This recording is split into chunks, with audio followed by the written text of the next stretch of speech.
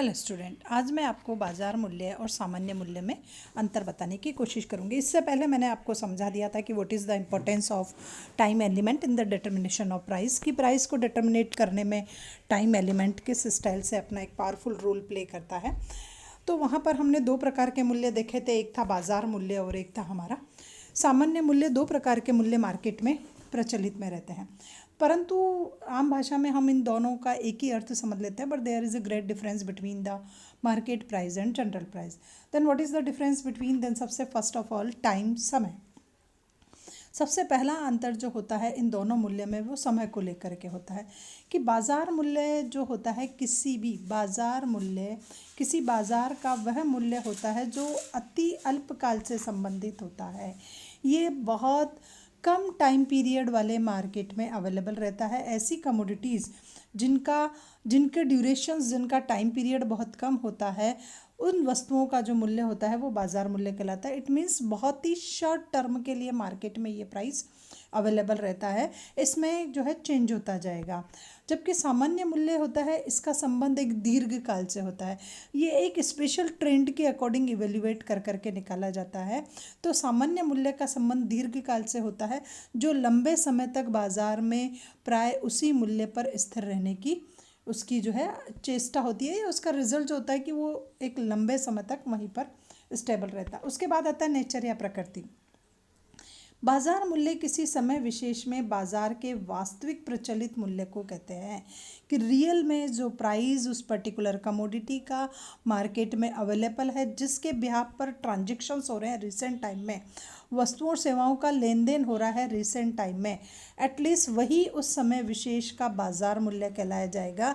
कि आज मैं इस पर्टिकुलर कमोडिटी को इस मूल्य पर परचेज कर करके लाया हूँ, then it is the market price of this particular commodity. उस पर्टिकुलर कमोडिटी का वही मार्केट प्राइस होगा। जबकि सामान्य मूल्य एक काल्पनिक और इमेजिन है। हम सोचते हैं कि हाँ, जनरल प्राइस ये होगा, 25 में लेकर के आया, ऑलरेडी इसका एक जो प्राइस है एस्टिमेटेड वो 20 रहता है या समथिंग इट्स। तो ये एक काल्पनिक है, अमूर्त है, जो वास्तविक जीवन में प्रचलित नहीं होता है। सामान्य मूल्य वास्तविक जीवन में प्रचलित होता ही नहीं है, ट्रेंड में आता ही नहीं है, एक एस्टिमेशंस, एक काल्पनिक है, वो लगाया जाता है। उसके बाद है साम्य। तो बाजार मूल्य मांग और पूर्ति के अस्थायी साम्य से निर्धारित होता है। यहाँ डिमांड और सप्लाई में इक्विलिब्रियम तो आ जाता है, बट ये इक्विलिब्रियम एक टेम्परेरी होता है। आज को ये है, कल कुछ और होगा, परसों कुछ और होगा। तो यहाँ पर एक अस्थायी साम्य होता है जिसमें कोई स्टेबिलिटी नहीं होती है, ये चेंज होता रहता है। जबकि सामान्य मूल्य मांग और पूर्ति के शक्तियों के स्थायी साम्य द्वारा स्थापित होता है। ये जो है आपका डिमांड कर्व और आपका जो सप्लाई कर्व होता है, वो डिमांड और सप्लाई कर्व, उसके बिहाफ पर ये प्राइस लेवल जो है मार्केट प्राइस, तो ये हो गया कि ये डिसाइड हो गया और ये हो गया। लेकिन जनरल प्राइस अगर ये हुआ तो भी डाउनफॉल होकर के यहीं आएगा, और ये हुआ तो भी डाउनफॉल होकर के यहीं आएगा। तो जनरल प्राइस जो होता है वो यहीं पर स्टेबल रहने की कोशिश करता है, जबकि मार्केट प्राइस में फ्लक्चुएशन होते रहते हैं। तो हम कहेंगे कि साम्य जो है ये अस्थायी साम्य द्वारा निर्धारित किया जाता है मांग और पूर्ति के, जबकि ये मांग और पूर्ति के उस पर्टिकुलर कमोडिटी की मांग और पूर्ति का एक स्टेबल स्थिर साम्य जो होता है उसके द्वारा निर्धारित किया जाता है। उसके बाद आता है सक्रियता, कि बाजार मूल्य के निर्धारण में मांग का सक्रिय प्रभाव रहता है। शॉर्ट टर्म के लिए जब कभी भी हम किसी पर्टिकुलर कमोडिटी का मार्केट प्राइस डिटर्मिनेट करते हैं या इवेल्युएट करते हैं या पता लगाते हैं, तो मांग फैक्टर जो होता है वो सबसे ज़्यादा सक्रिय प्रभाव डालता है। उस वस्तु की मांग कैसी है, मांग पर उस वस्तु का बाजार मूल्य निर्भर करेगा। मांग अधिक है तो बाजार मूल्य अधिक होगा, मांग कम है तो बाजार मूल्य कम होगा। जबकि पूर्ति का प्रभाव नगण्य रहता है। पूर्ति में हम चेंज ही नहीं कर सकते, इसलिए सप्लाई जो है वो मार्केट प्राइस को अफेक्टेड नहीं कर सकती है, तो सप्लाई का प्रभाव नगण्य रहता है। जबकि सामान्य मूल्य में पूर्ति का प्रभाव सक्रिय रहता है। सामान्य मूल्य को डिटर्मिनेट करने में सप्लाई पावरफुल रोल प्ले करती है। सप्लाई अगर हाई है तो जनरल प्राइस लेवल का ट्रेंड होगा गिरने का, और अगर सप्लाई कम है तो जनरल प्राइस लेवल का ट्रेंड होगा इंक्रीज़ होने का। ये हम बहुत सी कमोडिटीज़ की सप्लाई के अंदर देखते हैं कि जब सप्लाई बढ़ जाती है तो हम कहेंगे अब तो कीमतें गिरेगी क्योंकि गेहूँ की फसल अच्छी हुई है, गेहूँ की सप्लाई अच्छी होगी। एक जनरल ट्रेंड आपने इवेल्युएट कर लिया कि जनरल प्राइस लेवल गिरेगा, और जिस साल फसल अच्छी नहीं होती है हम एस्टिमेट लगा देते हैं कि मार्केट प्राइस इंक्रीज़ होगा क्योंकि इस साल फसल अच्छी नहीं हुई तो सप्लाई ज़्यादा अच्छी नहीं होगी। तो यहाँ पर सप्लाई पावरफुल रोल प्ले करती है, जबकि मांग पक्ष का जो प्रभाव होता है वो बिल्कुल नगण्य होता है। डिमांड का इतना ज़्यादा अफेक्टेड जो होता है वो जनरल प्राइस लेवल पर नहीं पड़ता है।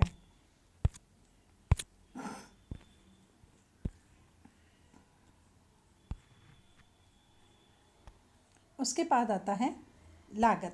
बाजार मूल्य लागत मूल्य से कम या अधिक हो सकता है।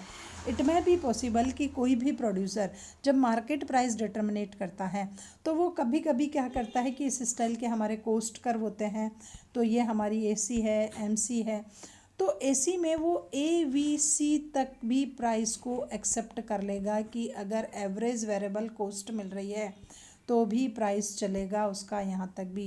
कोई ज़रूरी नहीं है कि वो एसी तक प्राइस का डिटर्मिनेट करे, फिक्स्ड कॉस्ट तो उसको वैसे भी नहीं मिल पाती है।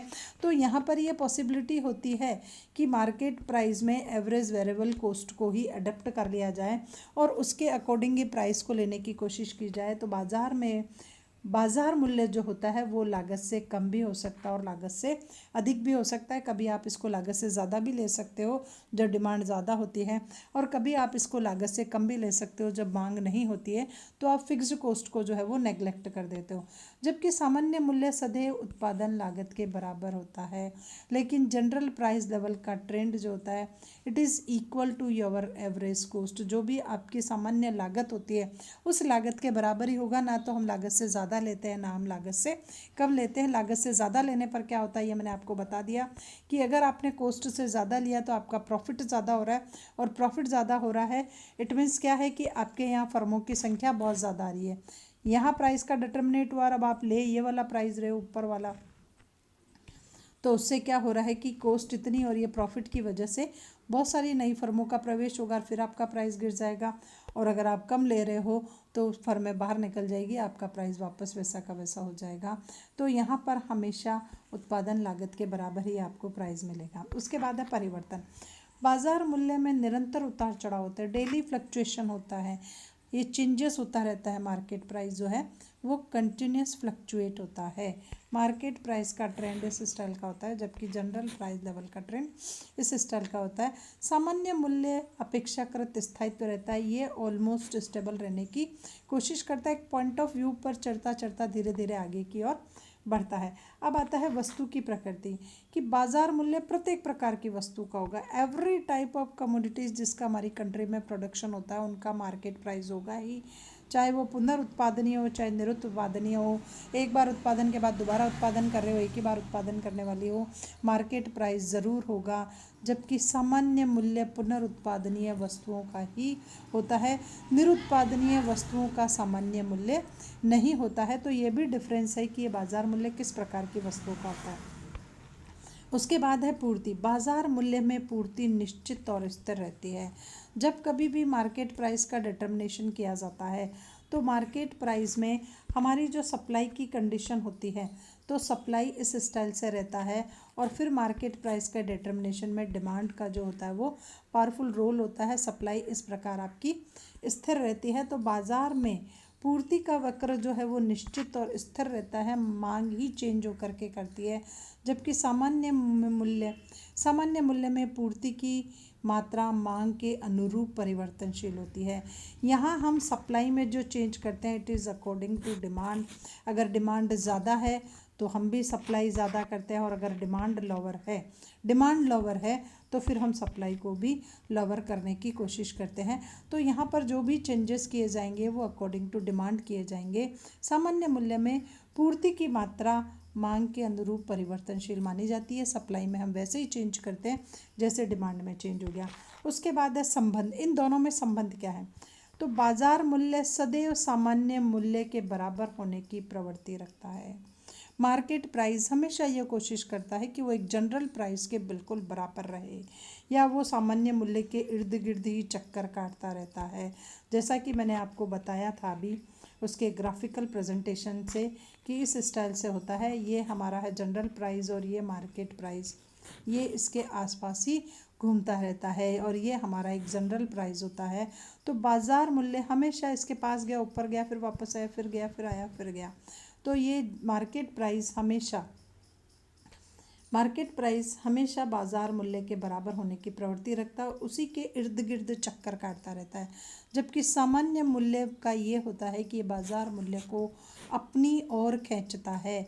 ये बाज़ार मूल्य को अपनी ओर खींचता, ऊपर गया, वापस नीचे लाया, फिर ऊपर गया, यहाँ से ऊपर ले गए, वापस लाया। तो इस प्रकार ये बाज़ार को अपनी ओर खींचने के लिए प्रयास लगाता है। अब आता है संबंध बाज़ार मूल्य में। हाँ, ये हो गया। उसके बाद आता है लाभ। बाज़ार मूल्य में आपको अतिरिक्त लाभ भी मिल सकता है, सामान्य लाभ भी मिल सकता है, हानि भी हो सकती है, क्योंकि आपके पास शॉर्ट टर्म का पीरियड है और शॉर्ट टर्म के पीरियड में total situation depend on demand की सिचुएशन के अकॉर्डिंग ही आपको होगा। If demand equal to S तो आपको जो है सामान्य लाभ मिलेगा। If demand is greater than supply तो आपका क्या होगा, प्राइस जो है वो हाई होगा, तो आपको ज़्यादा लाभ मिलेगा। और एक सिचुएशन हो गई कि S is lower, S is high than demand, या demand is lower than S, तो आपका प्राइस लोअर होगा और आपको नुकसान भी हो सकता है। तो अल्पकाल में सिचुएशन किसी भी प्रकार की होगी तो 3 परिस्थितियों से गुजरना पड़ सकता है बाज़ार मूल्य को। यहाँ आपको लाभ भी हो सकता है, हानि भी हो सकती है, जबकि सामान्य मूल्य में केवल सामान्य लाभ मिलता है, हानि और अतिरिक्त लाभ की संभावना नहीं होती, क्योंकि every time MC equal to AC equal to MR equal to AR होने की कोशिश रहता है। सब चीज़ें बराबर होती है, D is equal to P, ये सारी चीज़ें मिलकर के P के बराबर होती है। तो हम कहेंगे कि यहाँ पर आपको सामान्य लाभ ही मिलेगा। तो this is all about general price level and market price.